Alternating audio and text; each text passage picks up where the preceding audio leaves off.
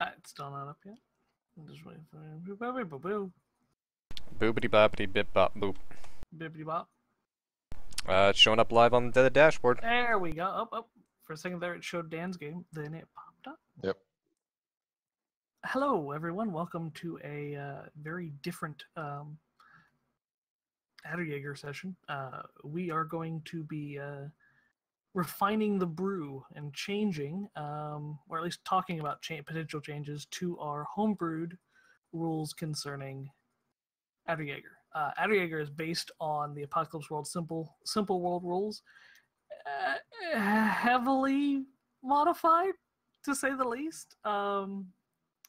It uses a lot of the core mechanics, but otherwise has very little in relation to Simple World. In fact, has very little in relationship to Apocalypse World, except for the 2d6 plus stat rolls that we do and successes and failures. We've played about 24 hours in this system, which I feel gives us at least enough insight to start improving things. Excuse me just a second.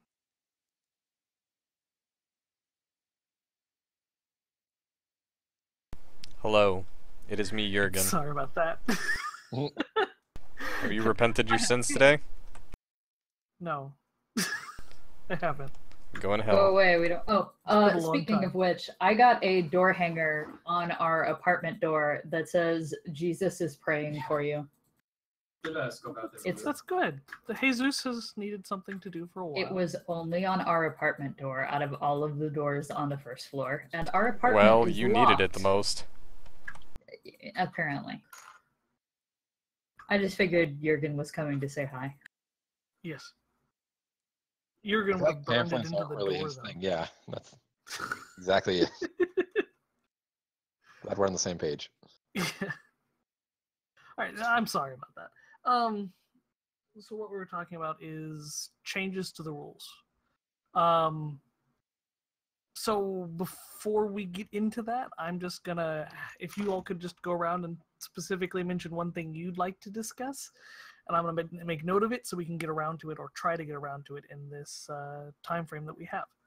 So let's start with the top of the list. Cog, you had mentioned something before, but I think we should probably touch on that. You wanted to talk about area effect kind of things? Yeah, well, I was asking because I misconstrued. I thought that area effect attacks could only be affected with moves, but apparently they can be attacked with normal attacks as well. But it was just my observation that at least with how damage is taken in this system, it seems that groups of small enemies, like normal humans, can actually be more threatening than actual adders themselves because of how quickly you can get swarmed, and that damage adds up really quickly. Whereas it's almost seems a little easier to, like, well, then again, actually I haven't been part of any of the adder combats yet, so that's so I can't actually really say that. But I was just noticing that it seemed a little. If it weren't for the fact that I was able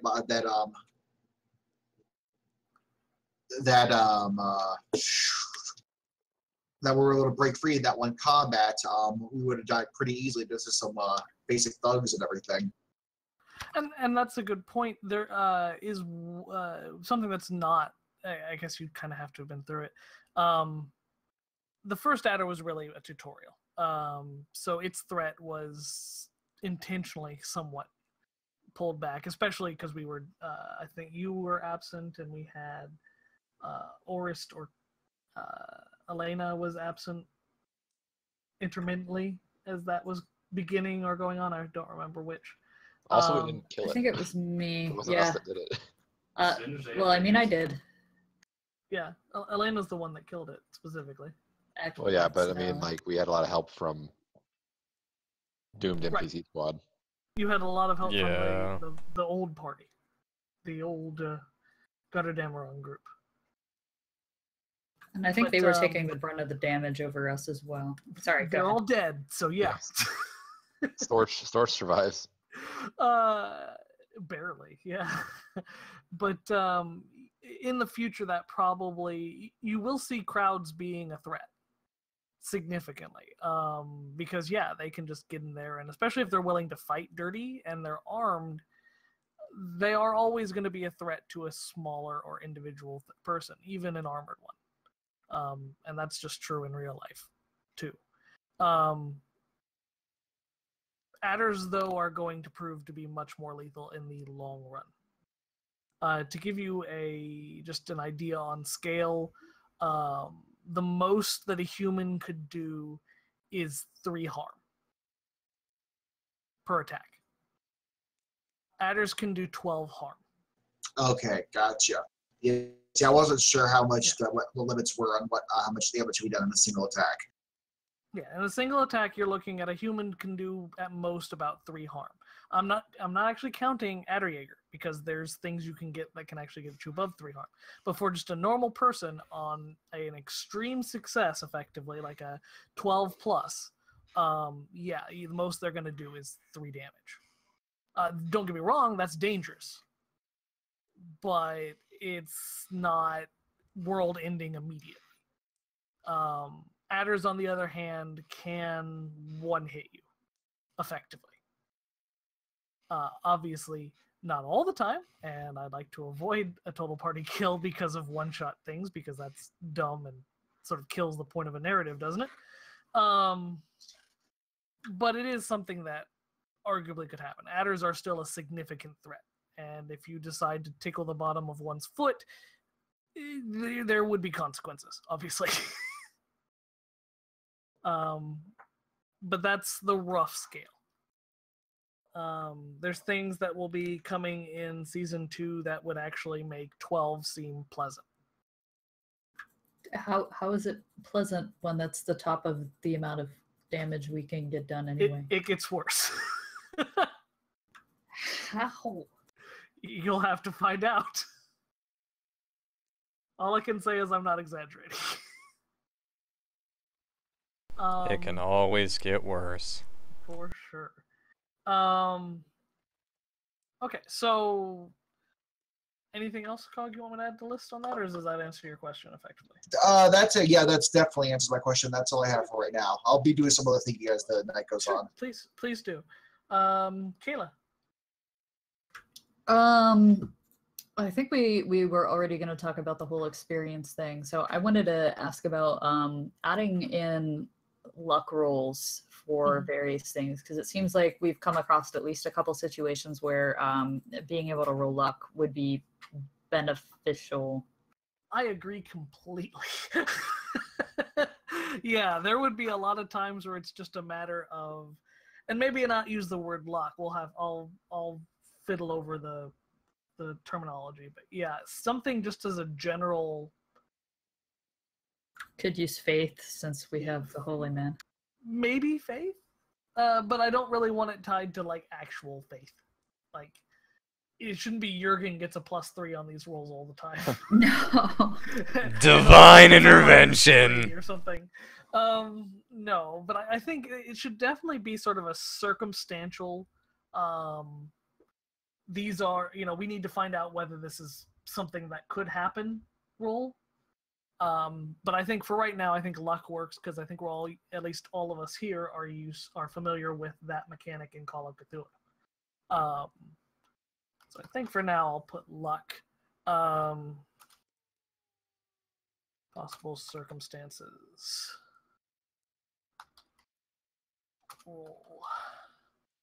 Okay, that's a good one. I think that's definitely something to look into, and I will tell you that's definitely going to be coming into the rules, because we need something like that. Anything else?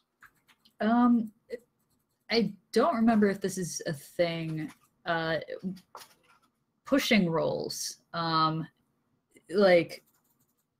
So we know what happens with a bad roll in Call of Cthulhu, and oh, okay, maybe that's not the thing that happens, so things aren't quite as deadly. But for situations where a roll fails, would it be possible to implement some type of I push the roll type thing? That way we have something, at least in situations for exploration, that gives us more opportunities to do things. Because it seems like, at least in the more recent part of the campaign, Like, I got a lot of failed rolls. That's nobody's fault. Like, that's just how the dice went. Right. But it seems kind of like, well, shit, to have this great opportunity to learn more about the Order of St. Michael and then to like have everything just in the cards go absolutely not, no way, nope. Okay, I'm gonna actually open this up to the rest of the player base because I'm gonna state my opinion first, and I would like you all to state how you feel. The game does kind of have a partial success mode. That's what the 7 to 9 is. I know that doesn't cover everything. And unlike a lot of systems, I wouldn't just let you, for example, keep re-rolling. Because I'll be honest, I'm never a big fan of that. I kind of like the pushed rolled system in Call of Cthulhu, but I also like the speed at which this solves problems. I know failed rolls suck. I totally understand. But it is also, it does quickly resolve that situation, one way or another. And there, I've said mechanically my piece. I would like you all, if the rest of you could put your thoughts out there on that, because a lot of you have dealt with pushing rolls and re-rolling for a challenge, or everyone rolls for the same thing and you succeed because everyone is trying to do the same thing. So.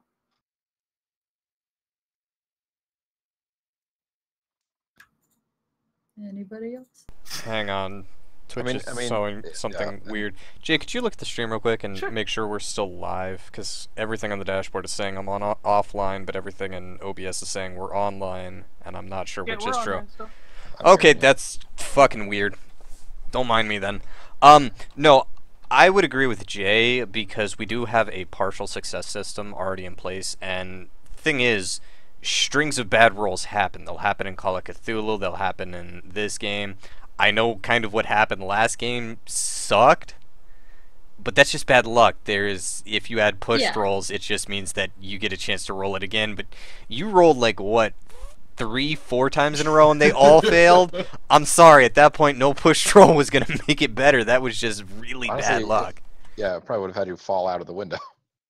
Yeah. I guess my idea is, like, I like the concept of pushed rolls, but at the same time, when we tried that in Call of Cthulhu, it very quickly became, okay, well, I didn't do that. What's my excuse for doing it this time? Oh, I'm using tools this time. And it quickly became an in-joke, but it also kind of became lazy role-playing at the same time. And then, yeah, I guess with the built-in system, you always think of, I always think of 13th Age and the fail forward mechanic. Well, that's kind of built into this system already with the partial success. So, I mean, I think I'm also kind of in Jay's camp in that regard. That makes sense. Like, I'm not saying, oh man, I'm so upset that we don't have this. No, that's why I wanted to have this discussion, is because I think we all have experience with these kind of things. The closest I would ever go in that kind of thing would be a betting system, which instead of you going, okay, instead of re-rolling, because I'm going to be honest with you, I hate re-rolling. It always seems like I'm going to win eventually, because that's just the way it is. Eventually you will just get lucky.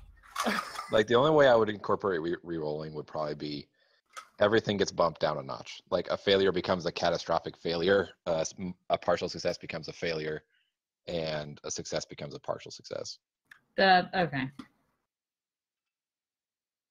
I think that'd be the only way to justify doing it in this system. I don't know. I'm kind of interested to hear Jay's idea about a gambling. Like, would you be betting that I land within a certain range?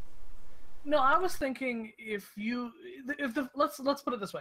The fear is failure, right? I mean, hardcore, that's really the point of trying again and removing failed dice, right? Yeah. Okay.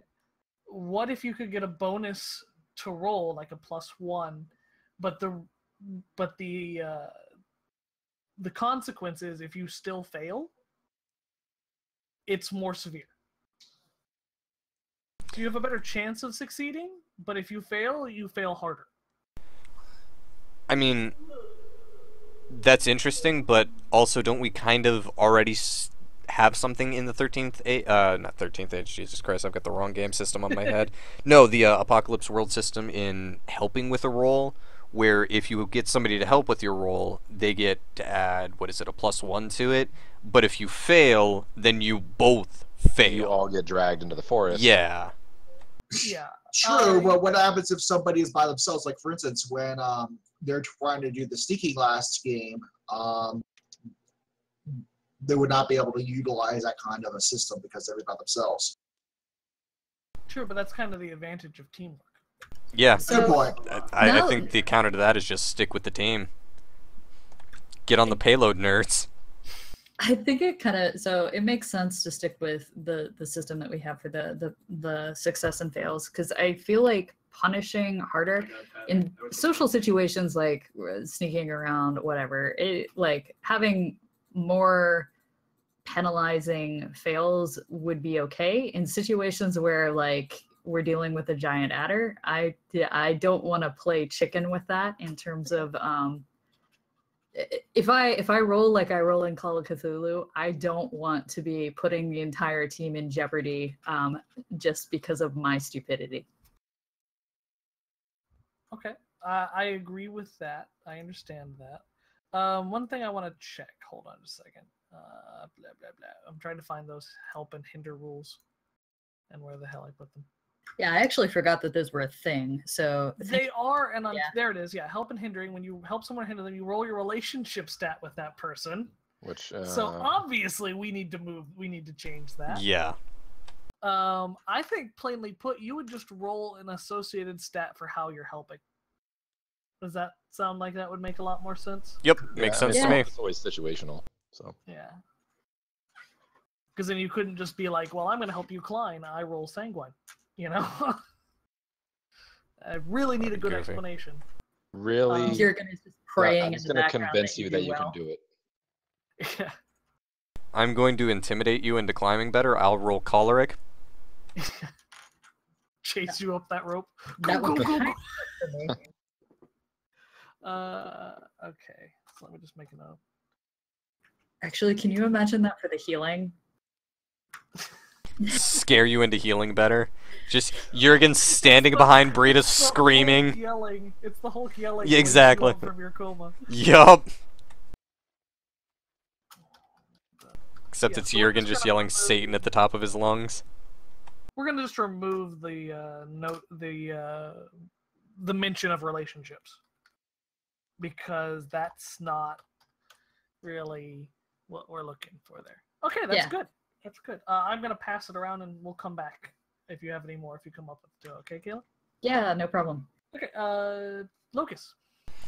Actually, I'm gonna kind of play off of what Cog said earlier. Okay. Because we were talking about the harm clock and how it seems like smaller groups can do more harm, which, again, I kind of want to talk on that, because you did clarify that Jaegers are going to be more threatening overall because they can do more harm. Right. But at the same time, it still feels to me like groups of small but weaker enemies, like, say, for example, just a human mob or a group of shard beasts, something small, are going to have a distinctive higher threat than one big group. And the reason for that is because a adder, in the way the game system works, is going to get one turn. Yes, it can do a lot of harm in that turn. It could stomp on somebody and do 12 harm instantly. It could roll on its back and try to knock everybody off. But ultimately, it gets one turn and one action. Whereas for each individual part of that mob, and for the record, I do want to say when you were GMing the mob that nearly killed Bertolt. Thank you. Yep. You did very well by playing them as a single entity. That kind of was what alleviated that problem in this situation. But as a general rule, when we've got, say, 7 humans, that's 7 turns. That's 7 chances to do something. And almost in the same vein as the dice rolls, eventually the rolls are going to fail or they're going to succeed, and that's just, it's a lot more consistent penalty on our part.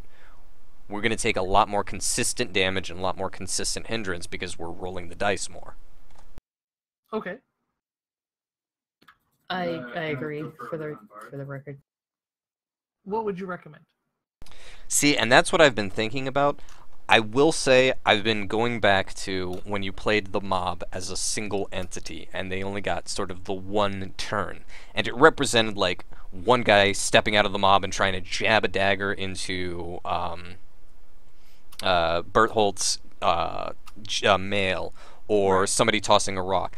I honestly think that when we get into situations where it's a larger group like that, not where it's, 4 or 5 individuals like the Shard Wolves we just fought, but I'm talking like many, many more individuals, like 10 plus. When you start getting to that point, it almost feels like it should be a mook pool thing, like 13th Age, where they all act as one. Okay, I think I see what you're saying. When it gets beyond the one-to-one thing, start grouping them. Is really yes, roughly what you're saying. Absolutely. That's a way to summarize it. Yeah, because no matter if you're having the best clutch of Panzer on and everything, I mean, it just the weight of rolls is going to bring you down no matter what. Okay, I agree with it. I think that works better.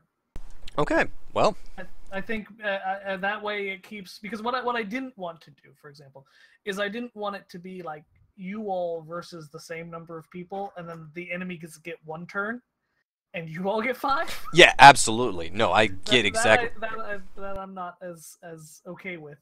Also, some adders get more than 1 turn. Oh, okay, all right. Just throwing that out there for future knowledge. That's good to know. Snurgles, which for people who don't know out of character that might be watching this or watching this on a later video, the first tutorial adder was named Snurgles. Snurgles was a very basic adder. Bipedal, didn't really use its arms. Looks like a really cute pangolin. Yeah, he was effectively a gigantic pangolin. I mean, not a giant pangolin, a gigantic pangolin. I guess colossal? Yeah, he was big, but he was still basically a cinnamon roll. He was not a super huge threat. He just wanted to be warm. There are some really scary adders, especially that you'll start encountering, especially after you complete your first kind of advancement quest here with Brita. I'm trying not to spoil much, but you will definitely be facing other adders soon. And you will very soon see signs of adder attacks. Do you mean that thing with the flaming forest village gone? I'm good with words. No. See, I kind of regret not sending Zygmunt out to go scout on things because I have an idea of what might have done that, but. Well, we'll keep that for in game. That's for another time. But I think I agree completely. As far as a 1-to-1, we'll keep it 1-to-1. When it starts moving into the 1.5 or 2-to-1 thing, I'll start grouping them into things because I think that's a little more cinematic. I think that fits the whole. You all are better than regular humans. You're not adders, but you are human plus 1 kind of things. Because I'd like to keep that more cinematic feel. And since we have a very basic rolling schema in place, I think that would work out best for you all if we can keep that kind of flow. Plus, it saves a little work on me. I really don't want to roll 7 times either. So, yeah, I think let me make a note that we're going to do that. Enemies beyond 1-to-1. Okay. Locust, do you have another point? Or something else you want to talk about? Something else I'm I want to. I'm actually really happy this is going well. So. There is something else I want to talk about, but this isn't necessarily a problem, and I also don't necessarily have a solution that I've really thought about. But I just want to say it's very strange to be in a system where the GM doesn't roll any dice. I know. It's yeah. It's really peculiar. I kind of like it that way. If I'm being honest, I know it's strange. But it does, on my side, it removes a lot of the GM rolls quietly. It removes a lot of the me having to look up stats because really it comes down to whether you succeed or failure, not them. I also like that there's not very rarely are you going to come up with an opposed roll. Yeah. As someone who's like relatively new to tabletop, I will say that I like the system feels very smooth. It's not something that I miss or feel is needed. I do realize it's unusual, and even for Apocalypse World, it's unusual. But I kind of like it. Maybe that's just my side of things. Is it something you feel that takes away from gameplay? No, I don't think so. I just want to touch on how it's kind of a little jarring, especially in combat. Combat is the only thing. I don't know if I'd go so far to say as it takes away from the gameplay, but it in my head, it just doesn't feel right when it's the enemy's turn and they attack me, but I'm the one rolling the dice. I don't know. It just feels odd. But at the same time, like Kayla said, it's very smooth. It doesn't have the blow. You play an occultist in 13th Age. You roll all the time when enemies are attacking. Well, yeah, but they make their roll, and then I turn around and go, "This is my attack." Whereas, like, say, in Call of Cthulhu, it's they make their attack roll, and then you have a reaction, and you can roll to defend yourself or do whatever the hell you want. It does cut down on that. It makes things go faster. There's one roll, and it incorporates all the actions. They attack, you decide how you're going to defend against it, and you roll to see how successful that defense is going to be. And it cuts things down, and it makes it very quick, very snappy, and the narrative still works. It just freaking feels weird, man. Well, I'll tell you one of the reasons I went with it is because there are partial successes. Yep. So that in my mind, that handles the issue associated with, for example, both sides fight back. It deals with the possibilities of both sides landing or both sides missing their attacks. And I'm going to be honest with you. I mean, I'll certainly make note of the complaint, but I'm pretty happy with that. It's not so much a complaint. It's just I'm trying to. This is more of a discussion point than a complaint. Right. I don't want you to change the system. Like I said, it works well. It's snappy. It's quick, and it covers the narrative in one quick go. It's just, again, I think it's strange. As somebody who's played quite a few tabletop systems, that's probably been the biggest adjustment for me. Is going from, well, they roll against your. It's weird. It is weird. I like it, but it's weird. I will say honestly, I like it, but it's weird is probably the best compliment I can get for Aderjaeger. Yeah. Because Aderjaeger is a little weird. The world is just a little broken at this point, and so if the play style fits with that, then I think I'm okay with that. I do think it fits the narrative well. So it's not something I want changed. I wouldn't register it as a complaint, but I do think it's still it was worth talking about how peculiar it feels. So, but I've gone on enough of a ramble about this. Well, does anyone have any other things they want to put with that, or? I mean, honestly, what I was going to talk about was basically something where it's just, for me, like growing up in the systems that I grew up in with tabletop, it's weird to have such like openness, to say the least. Like it felt easier to try and work within the confines of, like, say, a wizard or a fighter, and now it's just like you're not really a wizard or a fighter, you're just Zygmunt, and he can do whatever he feels like at this time. Well, except for the magic part. Right, except for the magic part. Yet. The person that had the easiest chance at magic was Orist, and he left us. Right. But yeah, it's just, and I think I'm still getting a hang of the moves thing, where some of them are passive, some of them are active. I think the active moves is the hardest thing for me to pin down, because again, there's not like a set move list you can pick from. It's just like, if you want to do something, make a move for it once you hit that level. Not to interrupt, but there is technically a set move list. Technically. Like when you have blank, add +1 to Yeah, I realize that is still cavernously open. Yeah. And I know that I realize that is possibly the hardest part of advancement. I still haven't. I did the bad thing. I didn't do my homework, and I still haven't made a new move. Well, that's okay. Because I've been staring at. You have an extra week now. Like, I'm just kind of curious, like, with specialties, and like, 'cause specialties don't really necessarily play a role in the game either. It's just kind of guides how you play the character. Mm-hmm. And like, do you have to hit a move for every specialty first before you go back to it, or? No, you can. Okay. What it is once you have a move for every specialty, you can get a new specialty. Yes. But I don't think, and I'll have to double check the quote-unquote core rules, which is Simple World, as to whether or not you have to. You can't use the specialty twice. In my mind, that makes no sense. Right. Your specialty is your specialty for a reason. It's the thing you focused your training on. So I don't see why you should be limited in that. The only possible problem of using specialties more than once is that you're limited to a maximum of +3 on a roll. So you can only use so many moves at once. So it sort of behooves you a little bit to have more precise moves than it does to have such very broad moves. Because once you're +3, that's it. That's what you got.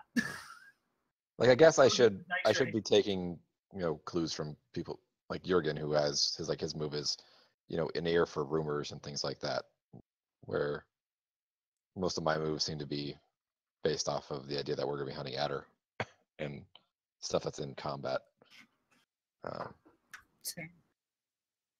Well, I mean, there's nothing wrong with that. You all don't know. There's no way you could have known how the system flows before you start playing it. Yeah. I'd say that's my fault, but since I'm also creating it, I had no idea. Well, no, I think that's what it is. It's just learning as we go sort of thing, and that's going to have bumps along the way. Yeah. Now, moves are supposed to be quite powerful. You're supposed to feel like when you pull out a move, it has an effect on the world. Some things I've had to curtail a little bit, like when you do specialty mark XP, because combined with the fact that the core rules have us highlighting 2 stats per game, and we will get to that, I promise. It was something where I had to put a conditional statement in, which is when you succeed, you mark XP. Because I was concerned that otherwise we would have people filling up just immediately, like within the first 5 minutes of games, and then checking out mentally, Yeah. They've gotten what they need for their new move. That's all they need. Boom. That's the end of it. I will admit I'm not super happy with the experience system right now. But that was going to be the thing I was actually going to bring up. We have a big point coming up to that in a few minutes, but I just wanted to get through that. Nope. No, that's was going to be the thing I wanted to change, so that's perfectly fine if you want to bring that up. We will have a big old discussion on that and harm here coming up in just a few minutes. Do you have anything else you'd like to talk about? Nope. Before we get to those. Okay.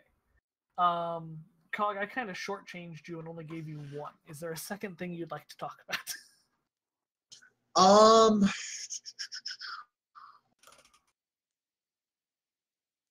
I think I'm good right now. I'd like to actually hear more about the discussion on harm that you're bringing up. Okay. We're going to start with XP, and then we will move on to that. This is not me telling you how things are going to go. This is going to be going, guys, I got no idea what the fuck to do here, but something's not working. I think we can all agree right now that XP and marking stats is just not working for the way gameplay flows, right? Yep. Kind of. I mean, I understand it creates potentially interesting dynamic, but the issue is like you got to try and guess what you're going to be getting for experience before you even know what's going to happen in the session. So it's a gamble. It is a gamble. I think that was the intention before. But I don't like that. And I'm sure there are people that are die-hard Apocalypse World GMs and players that'll call me all sorts of names for it. but I just don't see it as consistent. I also, for the most part, don't necessarily feel that the traditional model fits with this, the whole defeat monster, gain XP thing. Because your characters are going to progress naturally, you know? And I'm much more in favor of the 13th age period of time equals advancement than the, hey, you get no XP, no XP, hey, you defeated a dragon, here's 10,000. Yep. Kind of a thing. Yes. At the same time, I don't necessarily agree with the fixed timescales that 13th Age uses. This is not me mouthing off on 13th Age. You know I love 13th Age as a rule system. But I don't feel it fits with this. I want you all to expand. I want you all to feel your characters are progressing. But I feel what we have right now is just clunky. Clunky and confusing. And those are the two C words I really didn't want involved here. You know? So, does anyone have any suggestions or talking points that we can start talking about possible changes here? Because I do want to change this. I want to get this in something that flows because we have a good... I think as we talked about, I think the core, you know, just having those 4 stats, even though we do probably need something for a general circumstances rule, which is not that hard to integrate. I think it runs very smooth and very quickly once we figure out what we want to do, kind of a thing, right? That agree? Yeah. Okay. But I think XP is just kind of, if we forget it, it feels like people are, I'll be honest with you, I think before every game, oh, I forgot to mark XP for something. Are you sure that's just not me every single time? It may be you every game. I'm not sure, but I hear it at least once a week. And I feel really bad because that means that characters are not getting the chance to progress, you know? And the same thing is because we're playing a little bit of a hot swappable cast, kind of like 13th Age. I don't want people left behind, but I want to reward the people that can show up, can play, you know? So I guess we're right there smack dab in the middle of, I think, every RPG system's conundrum. How do you incentivizing without penalizing? At the same time, how do you advance without being just a horrible set of clangs and clunking noises from within the machine? I don't know. I kind of liked your idea of us advancing naturally. The thing that I have to say about that, if we were to do not necessarily the set time period that 13th Age uses, where it's X amount of encounters and then you advance, but more of a GM, okay, now you guys get to build a new move, you've done enough, you've made enough progress in the story, you get to advance. It's a much slower progression curve than what we've been dealing with currently, where in certain situations we made the gamble right and we picked the stats that we were going to be using for that session. We could have in one session a move ready to go. Yeah. So I'm not opposed to a slower curve where it's as we advance through the storyline we get our level ups and we get ready to go. Mm-hmm. But I just want to be conscious of, as we're going forward, knowing that we're going to have a slower progression curve, and our characters aren't necessarily going to be becoming as powerful at the same rate they would be. Right. Something I forgot to mention is that one of the ideas originally I was looking at is that character progression was also based around equipment. Because I've never hidden the fact that there is a fair amount of Monster Hunter inspiration in Aderjaeger. The idea is that you would have resources, as you know, because you all had to keep track of them, and then as you get your Klitterpanzerung, your Aderwaffe, those are going to act as more powerful bonuses for your character. How many tiers of progression would there be gear then? Because is there different tiers of Adder plate and so on? No, there's only one tier of outer plate. The problem with Kletterpanzerung is quite plainly, not all outer plate is even remotely sized properly for making human wearable armor out of. Most outer plate is up to 5 feet thick in places, which makes it really hard to process. So really, you need someone that has the ability either to shape it, which requires these massive baths of acid effectively, and then narrow it down. The Collectors Guild can do this. They really can. They have the facilities to do it. They have the thing. That's why they're such a big NPC group. But it's something that, in other words, you're only going to get so much usable material out of that exchange, because a lot of it is lost to either the acid or processing, or parts that have been damaged, because you really an outer plate that's cracked 3/4 of the way through is effectively 2 plates, not 1 plate. And the big solid plates earn a lot of money, the smaller plates not as much. So there's some, and I'm bogging this down with in-character discussion stuff, but the point of the matter, what I'm saying is that your Kletterpanzerung sort of updates as you can afford or have the material to buy the pieces. So, vambraces, pauldrons, cuirasses, all that as we're going through, those are the individual pieces that are actually being replaced from just steel to steel-backed outer plate. Because just buying a set of Kletterpanzerung is enormously expensive. And really would be wasted on most people that end up dying quite quickly. The idea is that through deflection and other things like that, you would gain the ability to actually take some of these strikes from adders and not immediately get one shot. That's kind of the progression, if that makes any sense. So what you're saying is we should have taken up that blacksmith's offer back in the other town. Well, we'll be able to take it up when we get to Stuttgart as well.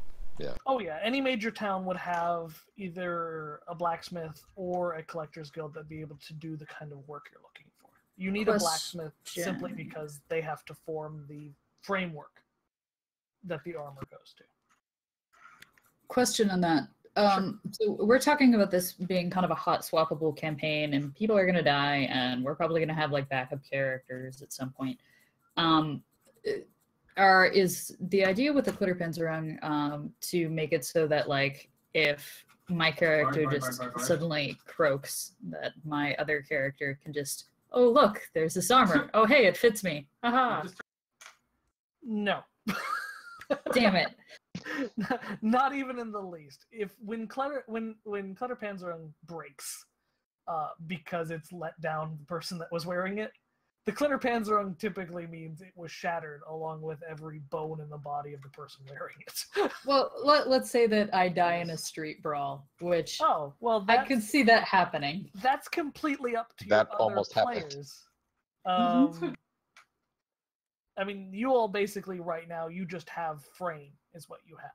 You don't really have any of the actual armor. You just have a sort of a light metal, I wouldn't call it lamellar because it is actual steel, but and it's not flexible steel, but it is, well, it's articulated, but you know what I mean. It's designed to socket in adder plate as you find it, discover it, earn it, and have it form to you. So if you just got shanked, let's say that, which by the way, Kletterpanzerung should generally prevent once it's armored, not just the frame. Yes, it could definitely be salvaged by the other members of your party. Okay. Whether they do that and sell it or give it to your next character, I have no control over. Jurgen? No. My plans aren't to sell your Kletterpanzerung. My plans are to have you whipped in public right now. Don't worry about it. Lightly flogged. Not but lightly. Again, that is one of the places where there is a little bit of tension mechanically. It is something that again is tied in with moves and tied in with exceptional equipment, like Adelbert. I think Adelbert is the. Do we have more than your chain hooks and Adelbert? Those are the two exceptional pieces of equipment we have. Oh right, yes. Are my chain hooks exceptional? I think you have a move based around them.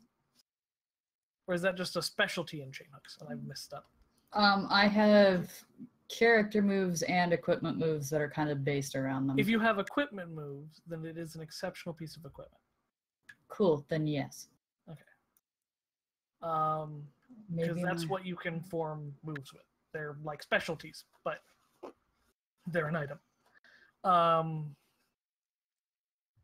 And no, I'm not going to pretend and say that's working the way I want it to either. But I'm also concerned that if we tear everything down, we won't have something that we can improve on. You know what I'm saying? Yeah. I do have one thing to bring up about the equipment moves and the character moves, and I guess this goes right along with the experience thing. And it's not like I want the system to change at all. I actually like the way that the character moves and the equipment moves work. What I do want to say is I am really confused in terms of how many equipment moves I'm allowed to have, how many character moves. Maybe I just need to reread the instruction book. There's no limit. But you have a maximum bonus to a stat, and that's +3. And honestly, I think long term we need to sit down and have a discussion about that. But I think right now we really do need to focus, at least on our time frame we have right now, on XP. Yes. So, not to ignore that in any way, shape, or form, because I think that is definitely a good discussion for us to have. But we do only have 30 more minutes, and I'd like to get to harm too. So, XP.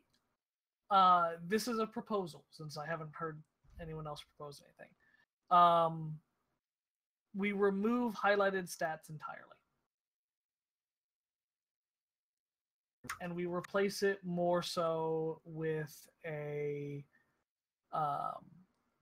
sort of a role-playing reward system. Not a gold coin system like Call of Cthulhu has, but more of a, that was well done, both of you get mark XP kind of a thing.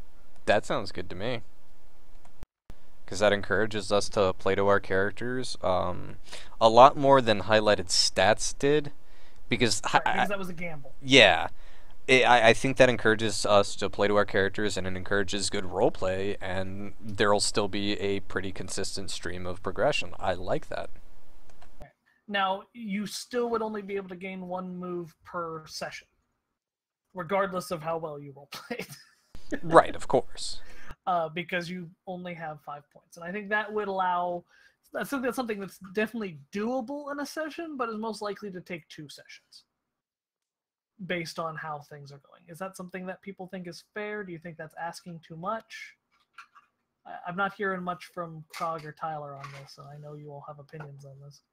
Yeah, I guess I didn't really have like a solution. I like the concept of highlighted stats because it forced me as a player to, even though like I know Zygmunt is supposed to be more or less the de facto leader of the group, even though me as a player hates that idea, just because I don't like doing things like that.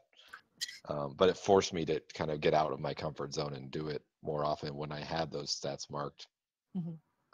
But I guess, similar concept would apply here where, there's an incentive, role-playing incentive to be true to Zygmunt and not just be like, well, I don't feel like talking today, so I'm not going to do the leadery things. Right. So I'd be on board with that. Okay. Zach? Yeah, I think it works. My original thought was like, okay, well, in some other RPGs, like when we played Dark Heresy and stuff, you got experience for completing successful interactions with people, whether it's investigation or or managing to manipulate somebody or just any kind of a thing. But that's also the EXP track effective in those games are longer than Aderjaeger or the system that we're using. So yeah, it's difficult because highlighted stats ensure that I thought you earned experience at a decent rate, but also it is a gamble, like I mentioned earlier. So, and it was confusing because we removed relationships, and it's that relationship that's supposed to choose that stat for you, both stats. And I just don't see that adding to the flow. You know, yeah. I kind of reward people in and out of combat. So it's, for example, in Pathfinder, right? I don't have to tell you all that for the most part, the better XP is, and quicker XP is just to slaughter everything, right? Yep. Because you get XP based on the threat of the creature. Now you can get XP murder hobos, avoiding it, you know, by diplomancing your way around it. But it's not it is faster and generally more profitable just to kill everything you encounter, because the game's XP is based purely on threat versus reward, right? In this case, I'd really like to just be like, that was a really good interaction. I would like everyone to get a point of XP, or I would like you two to get a point of XP, or, you know, because I want it to be, I really like experience to be a general encouragement, you know? I know I'm telling you all like I'm gonna ring a bell and you all want food kind of a thing, but in this case it makes it a little easier. In some systems they have what are called compels, but I think that would just slow everything we have down, and I like that we're nice and quick and can move on, because it means we can handle stuff relatively quickly. We can take on these big fights against adders and reasonably expect to do something in, you know, a 2-hour period. Because we all know time disappears really quick as soon as game starts. Heck, we've just been talking about rules and not even role-playing, and then time is already shot by. You know, we're already an hour in. So, I think we're going to try that. If it doesn't work out, we will obviously reconvene. Because I do want you all's input on this, because you all know how it plays as well or better than I do, because I'm kind of blinded by the fact that I sat down and ripped things from this page and glued it all together, and it's my, you know, horrific scrapbook of human flesh and ideas that then somehow has to work like a system. But you all don't have that bias, you know? So the best thing you can do for me is, in the future, if we find out this doesn't work, to tell me. I mean, I'm not saying come up to me and say, hey, Jason, this fucking sucks. You suck. Go die. Please don't do that. I have a hard enough time as is. But if you need to shoot me a link, just a message and say, I just feel like I'm being left behind, or I'm feeling this isn't helping, please do. Because I don't want this to be... I don't want it to slow things down. I'm hoping that this will actually speed things up. On the flip side, if I'm not giving away XP in game while we're in game, please tell me, because I will at times just let scenes go on forever and not say anything. I'm not saying say, hey, don't I deserve some XP for that, because I will shut you down immediately, but I'm saying, for the most part, if you've noticed that it's 30 minutes into the session and stuff has been happening and I haven't been going, oh yeah, get an XP point for that, just, you know, knock me out of my story coma so I can actually do my job. Jay goes into diabetic shock when we get too good into the story. Kinda. Yeah, just a little. Alright, I think that's great. Let me make notes of that. And we will obviously change up that. No highlighted stats. It's going to take a few weeks for me to get the HTML changed on the sheet, though, so kind of bear with me on that. Yeah, of course. If you need any Coding help, is fucking hard. Okay, don't even say that, because there's so many things I want to change. I have plenty of free time as a person with no job right now, so if you need any help, just let me know. Okay, I will. I will probably. I got some local stuff I have to get done before I can really get into it. But yeah, there's a lot of things I want to change. Let me just put this down here. Okay, let's go on to the other thing. Harm. It sucks. I don't like it. I really don't like it. Yeah, it seems to be like, and I guess I don't know if it's maybe more realistic because you basically get hit once, then anything after that, it becomes like just devastatingly, almost like really bad for your character. Whereas in other RPGs, you at least have at least more of a little bit of a longer, higher threshold before you start getting into more crippling effects. Yeah, it is a somewhat more lethal system, and I thought originally that would help, you know, but the more we're playing with it, the more I feel really kind of hamstrung as far as when I can hurt you, you know? Yeah. Because a 3 is a significant damage. You're hitting Kayla, for example, with a book yesterday shouldn't have been a 3.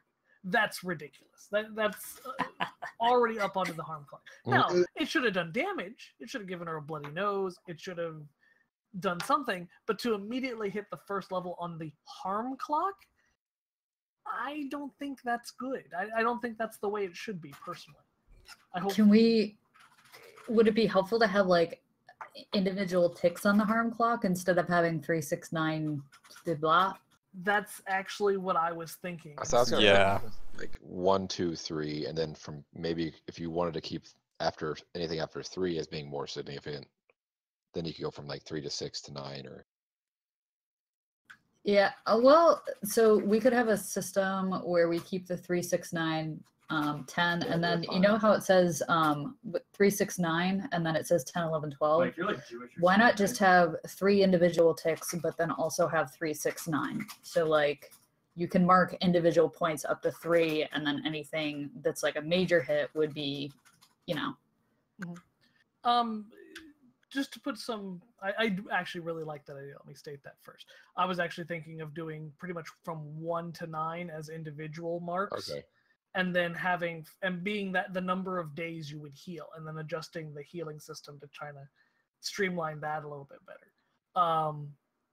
For example, streamlining the healing system from, if you get a success, instead of healing 1 point per day, healing 2 points per day, kind of a thing. So basically you would double the efficiency of natural healing, which I think works. And then having anything past that be more significant amounts of healing, or things that would not heal on their own. But I feel I need to interject just a little bit.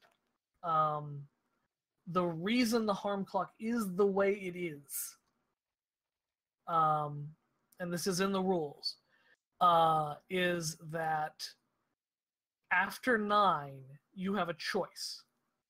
You can either take that damage, whatever it is, or you can mark one of these things where say when you face destruction.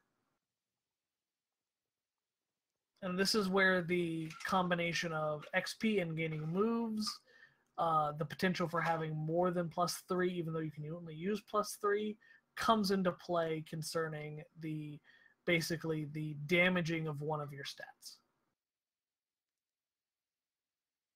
Does that make sense? Yeah, that's fine. I think the earlier progression could be definitely broadened effectively, as everybody was saying. Okay, so I think that works. I think if we bring that as a like 1, 2, 3, 4, 5, 6 as individual points, more sort of side things, more minor injuries, crowd-based throwing of fruit, etc., kind of a thing, won't have to be first level on the harm chart, kind of a thing. Wait, so throwing fruit causes harm? It could. If it hits you in the fucking head, yeah, it will. But that does also open up the opportunities for you, Jay, where you can be like, if we do get hit by something more severe, say somebody tosses a rock at our head instead of fruit, you can be like, well, that moves you up 2 ticks on the harm clock, so now you're at 2 o'clock instead of 1. Okay. One thing I think I'm also going to do is remove the concept of clock. I think... Sorry? But I like clocks. Well, that's nothing against clocks. I just think, in this sense, what we would have is more of a scale. It's a more of a damage scale than a clock. The idea being, because then we can remove all this stuff about 369, it would just literally be up to X amount of damage. These are minor wounds, then they heal naturally. After that much damage, they don't heal naturally. So in other words, there's, bruising, there's bones breaking, and then there's contusions and penetrations and stuff like that as we start getting into what would be, 9, 10, 11, 12 kind of a thing. And I'll probably do some illustrations or something to make that more obvious. Also, maybe something other than the checkboxes. I don't know. Kayla, I guess we'll have to look at HTML and see what we can do kind of a thing. Just heads up, I'm not an artist, so if you want something pretty, but I am. ask Darby. I actually am a graphic designer by trade. Then yay! I just am bad at it, but that's another story. No, you're not. Bullshit. Something other than just doing that, I think will open it up. And because 1 point of damage that you can heal overnight is not going to long-term affect you, but it is realistic. A black eye is not going to make you go down. A black eye is not necessarily going to need healing, but if you get someone to heal it, then okay, good, right? Might as well. Then that double healing, that 2 points per night, would make a black eye go away pretty quickly. It gives us, I think, more narrative use of damage, without me worrying that I'm actually disadvantaging you when you come to a fight. Take the fight with the Ghoulons. Not that fight with the crowd was not supposed to be a significant thing, but I didn't want it to, for example, keep you all out of then interacting with things on the larger scale, because you're afraid of dying. And that's what happens when you take 3 points of damage in this game, And I don't think that's right. That should not have gone to that extent. So I think narratively, I think the best thing we can do is expand the harm clock. And that will give us a little more flexibility. Is that something you think worth trying? Yeah. Absolutely. Does then getting my face pummeled by Jürgen and Brita, does that can we make that active as of now, or? Yes. Yeah. That would be 1 point. I'll get something in here if you want to make a note of it somewhere. I will remember. I'll just leave the 3 on there. Who's actually injured right now? Yo. I've got 1 point of harm. Zygmunt. What did you get that harm from? The Ghoulon? Oh yeah. I was trying to rip my arm off. Okay, I'm gonna keep you at 3. Okay. Okay. Because I was at Elena, 6. you were at 1. Jürgen, you're injured. What did you get injured doing again? Pretty sure that was the Ghoulon, but I know I rested, so I'm still at 1, but I did take a point off of that. Okay, yeah, so that's good. Then you're fine. Yeah, that would have only been 2. So you'd be at 1. Elena, you'd be at 1 because you were just scratched at. Bertolt nearly got his arm ripped off. Not Bertolt, Zygmunt nearly got his arm ripped off. So I'm going to keep you at 3 for right now, but actually you would have probably healed after last night. So I guess you'd be at 2. Okay, so you'll be at 2, Zygmunt. We'll get that squared away right now. So make a note of that. Because you would have healed a point. Okay, let me make a note of healing. 2 points for success. Okay. All right. Those were the 2 really big things. As a recap, things we're adding, we're going to probably have a circumstances roll of some sort. It might just be a straight 2d6. That makes sense to everyone? Yep. No bonus, no penalty, just a straight 2d6. Okay. and that'll give us the equivalent of a luck roll. Could this have happened? Would this be around? And I'm not sure, kind of a thing. We've already answered the question of what is it called? We're always asking if we have something like that. Not search. What is it from Call of Cthulhu? Luck. Spot hidden. Spot hidden. Yes. We've already answered that question. All right. We talked about pushing rolls. We're going to keep that, but instead we're going to keep the help hinder rules. But we're going to remove the connection with relationships. It's just going to be a related stat roll. Which works for me. Okay. Minor enemies versus major foes. When fighting groups more than the party's number, we will start grouping enemies beyond 1/1. Everyone still good with that? Yep. Good to go. I have a note here about no GM dice rolls, question mark. GM likes being weird. Answer that own question myself. Yep, that works. Okay. We're going to remove highlighted stats entirely. And we're going to switch to XP as reward for playing the character. And I think instead of no, I'm not gonna. No, that's good. We're gonna stay. I'm not gonna go off. Not gonna go off topic there.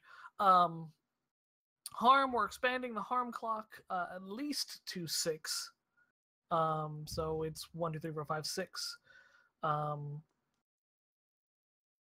Might do to 9. I don't know. I'll play with it and see how that goes. I think for now, for sure, we're expanding to 6.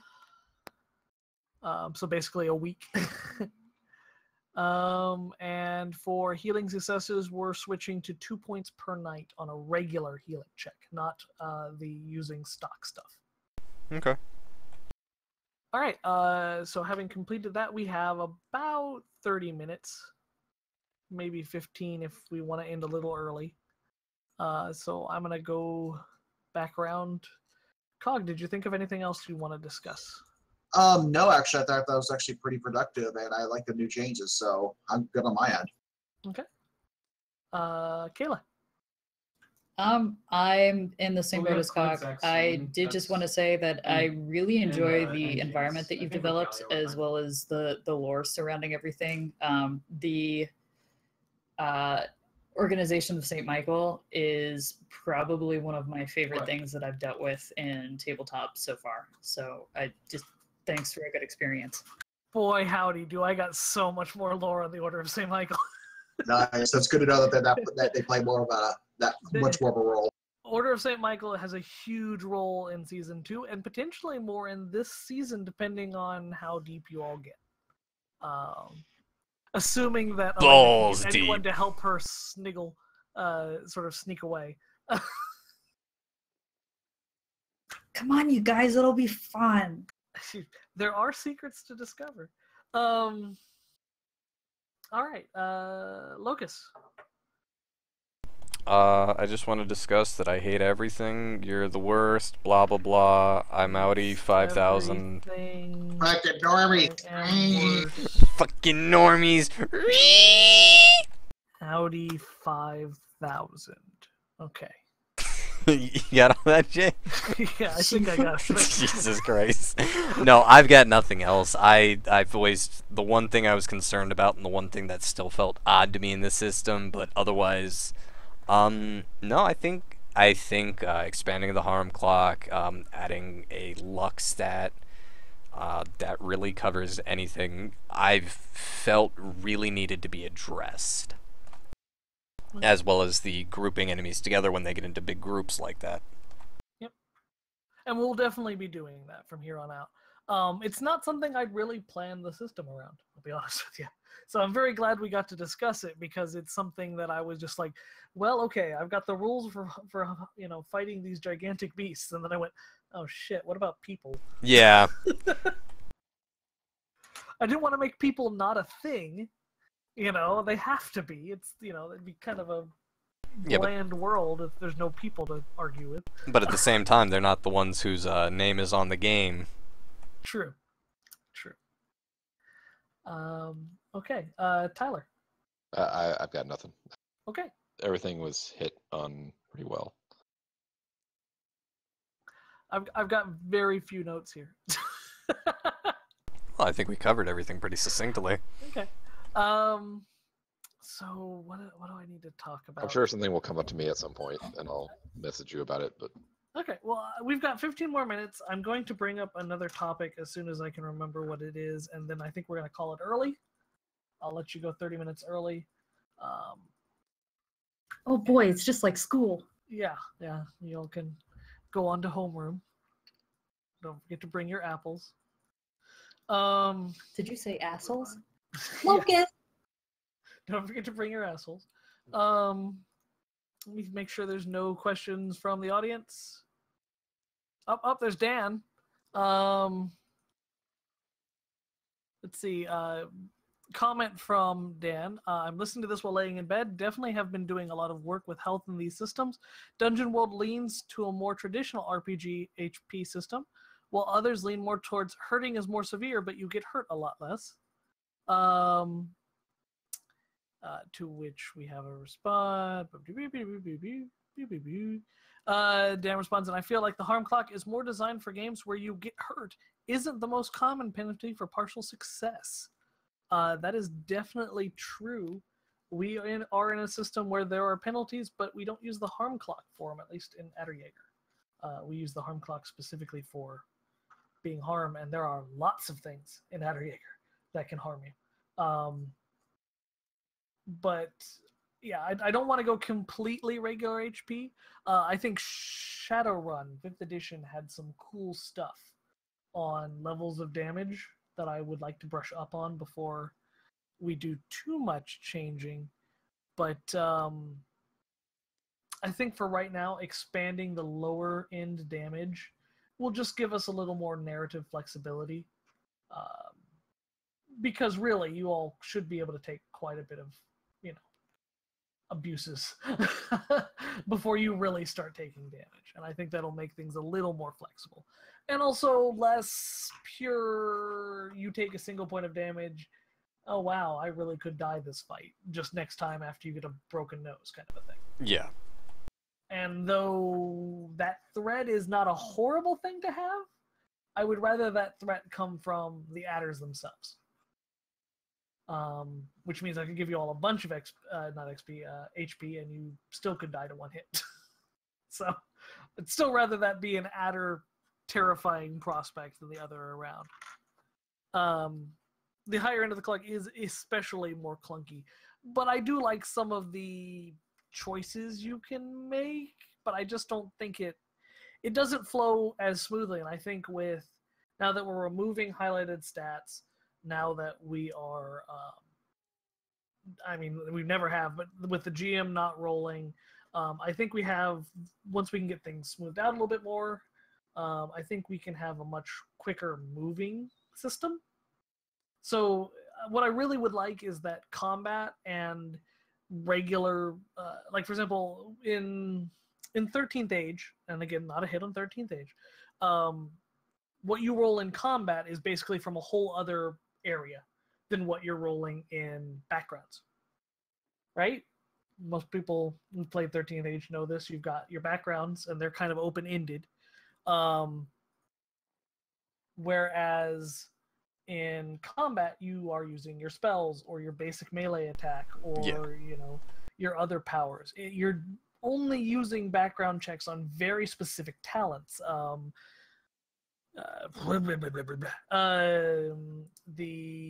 Not the rogue. Well, yeah, rogue has something. Ranger has terrain stunt, and rogue has swashbuckle. Swashbuckle. Thank you. That was the other one. So yeah, that's really about the few times you're using in that. In the same way, you're really only using combat stuff in social and world stuff in the case of ritual spells, pretty much. That's about it.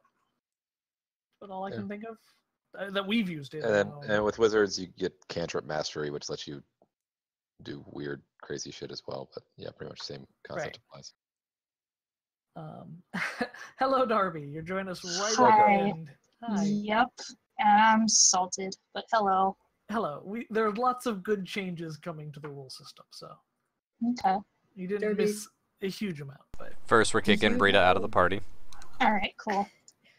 Darby, did you have any comments on the healing system since you were the primary healer? And I don't think any of us really touched on anything that we wanted to say about healing. Before she does that, let me tell you the changes that are coming to the healing system. Okay. And then you can provide your insight, and especially if there's something we've not addressed. So first off, we are expanding the lower end of the harm clock. Pretty much from 1 to 6, it's going to be individual points. Mm-hmm. And then 6, 9, 10, 11, 12 are going to be more significant injuries. Those are injuries that aren't necessarily going to heal by themselves. And those individual ticks are going to be days of healing. So up to 6 points, those are 6 points of damage that are going to take 6 days to heal. On a successful healing check, instead of healing once per day, like it is currently, we're changing that to 2 points per day. So you're effectively going to double the effectiveness of healing on a successful heal check. So that makes it worth it.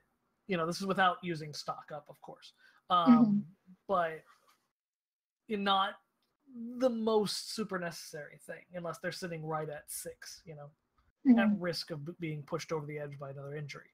If you walk into combat with 6 points of damage, you're pretty much asking to start taking severe damage, kind of a thing. So that's what we're changing about harm and healing. Do you have anything you want to add about the healing system that you'd like to talk about, or? Hate to put you on the spot since you just got in, but yeah, let me think about it. Nothing really comes to mind. Even though I've kind of been the only one using it, I haven't really used it that much. Certainly not enough to figure out what issues it has. So, I could be wrong in the long term, but it seems fine to me, especially with those changes. Yeah, we're trying to make it a little more not so clunky.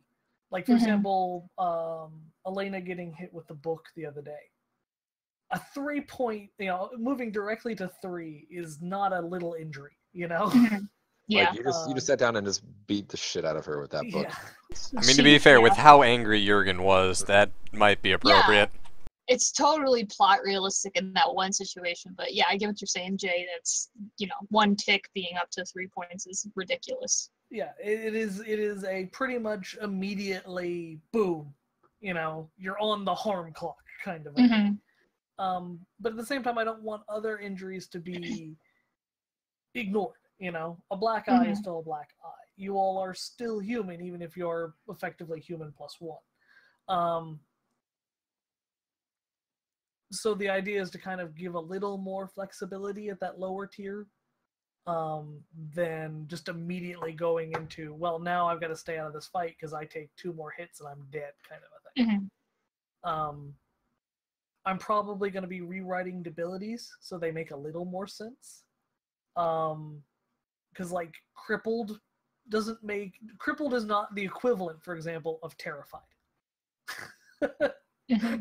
That's my fault. I copied things kind of directly over and modified things, and that's where it gets a little clunky. But I'm going to be making abilities more of, you are out of the fight now, kind of a thing. So basically, you can decide, okay, I'm not going to take more damage, but I'm effectively removing myself from this encouragement. So, for example, terrified makes sense for melancholic because you would just be effectively curled up into a ball. You'd be terrified, you would be heavily injured and afraid, kind of a thing. But the other things I want to add are things like unconscious or, I'm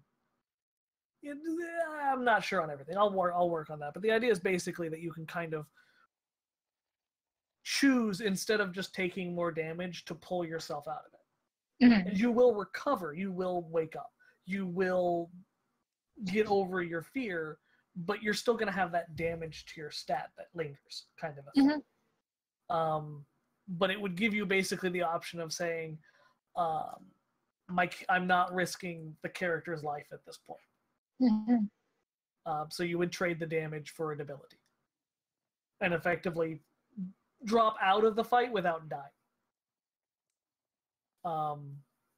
In the sense that falls with the whole fail forward thing that you can kind of pull as... Because, for example, if the entire party gets knocked out, that's something that might have repercussions in game. But I would not, as a GM, for example, then just be like, okay, the Raiders kill you. Goodbye, you all are dead. That would be... There's no fun in that for me as a GM. That kills the story, right? Yeah. It doesn't give you all the chance to escape, which that sounds like fun. I want to hear that story. It doesn't give you the chance to figure out what the Raiders' motives are. It doesn't give you the chance to follow clues that you've had. It just effectively says, okay, I'm done dealing with you. And I don't like that. At the same time, I'd like that flexibility in damage because I want you all to get hurt. The world is dangerous. It is somewhere you are going to be adventuring through, and the world is going to hit back as hard as you hit it. And with adders out there, that means you can really get hurt. Now, you do have ways of overcoming that. Deflection is something I want to beef up. And since you all are going to start getting armor, that's something that I want you all to start using, kind of a thing. You understand? Because even if you fail, okay, you can lose a piece of armor, but you can also deflect the bowl or get moved or thrown about if you even have a partial success, Taking half harm, for example, from a strike from an adder is entirely worth having all of your armor broken, for example. Because the other option is pretty much die. So it's things we'll play with. I would like to have this kind of session come back to in, I don't know, 5-10 sessions. Oh, yeah. State of the game. Kind of, yeah. I'd really like to kind of get this as slick as possible. And I think the best thing we can do is just keep talking. So, any other things we want to bring up? Points? Discuss? Complaints? Darby's pretty. Okay. Yes. Kayla's flattering me. That's my complaint. Are there any story stuff that you'd like to see expanded on? Not now, but I mean in game. I do think a lot of us enjoy the Order of St. Michael, because I know Jurgen's fascinated with them, although in a very different way than the rest of the party. But they've been thoroughly enjoyable to deal with, and I'm hoping to learn more about them in Season 1, since you've kind of hinted at Season 2. It's going to be dealing with them in a different way. Yes. Perhaps a less friendly way. A different way, for sure. I can't say too much. I won't say that they will be a threat, but I mean they're already a threat, right? Really? Yeah. You're technically your competition. And they have the blessing of the Pope, which you do not. Yet. But we have the Jurgen blessing.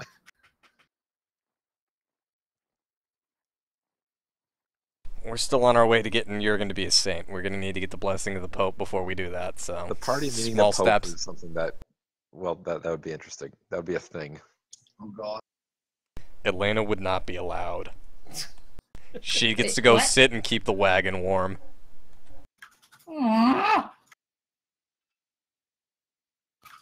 She doesn't have that thick of a butt. It's not going to stay very warm. Well, then she's just going to have to work harder. That'll give her even less of a butt. Gotta work hard. You exercise and eat red beans and rice. That didn't miss her. That'll just make me gassy. No, it makes you thick, I guess. I don't know. I'm taking that song as like the gospel of health advice, apparently. Since Locust eats nothing but red beans and rice, I'm pretty sure I can say for certain it will not make me thick.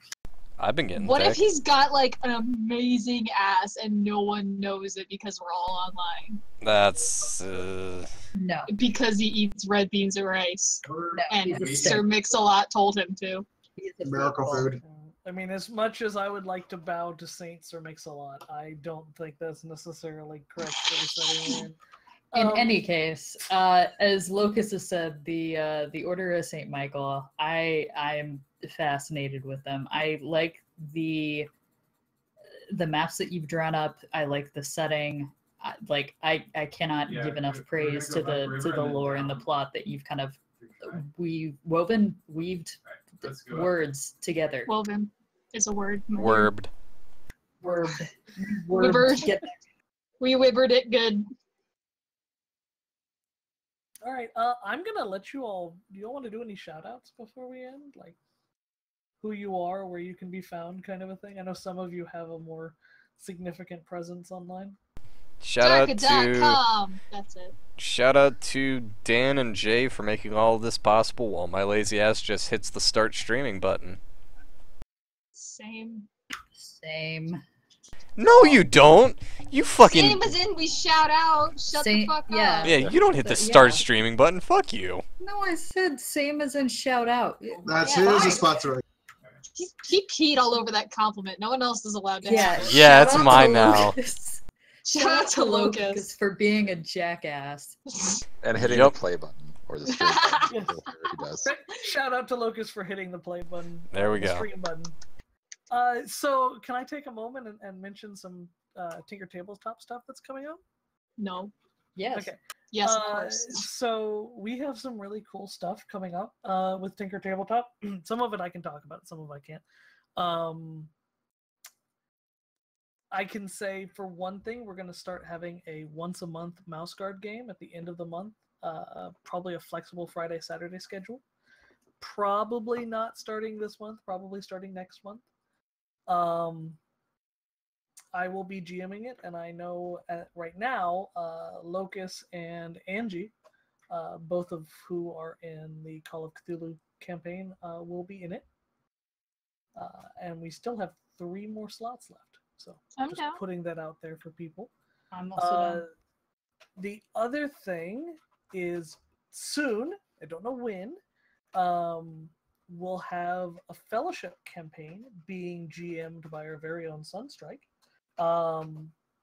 Don't know schedule on it, but it's an open forum currently. It'll probably be a GMT-based time zone, so middle of the day probably for a lot of us. But it'll be a cool thing to have on Tinker Tabletop, so keep an eye out for that for anyone that's interested. What else? Tyler, anything you want to shout out or not yet? No, I mean, it'd be a one shot, so don't worry about me. Okay, cool. Let's all shout at Tyler. I think that's pretty much it. Anyone have another campaign that I don't know about in the works? No? Not until Call of Cthulhu's done. Nope. Okay. Then I think we'll call it there. Thank you everyone for joining us on this first kind of Streamline the Stream chat that we're having, and I guess we'll see you next week for a regular Aderjaeger session, and we'll be doing more with the Order of Saint Matthew, Saint Michael. Who the hell is Matthew? Well, he was an apostle, but it's irrelevant. He hides Thank you all for mountains? joining us. More surprises, more giant horrible monsters, more strange cafeterias next week on Aderjaeger. Thank you and good night. All right. Will be on time. Good night, everybody. Night. Good night. Good night.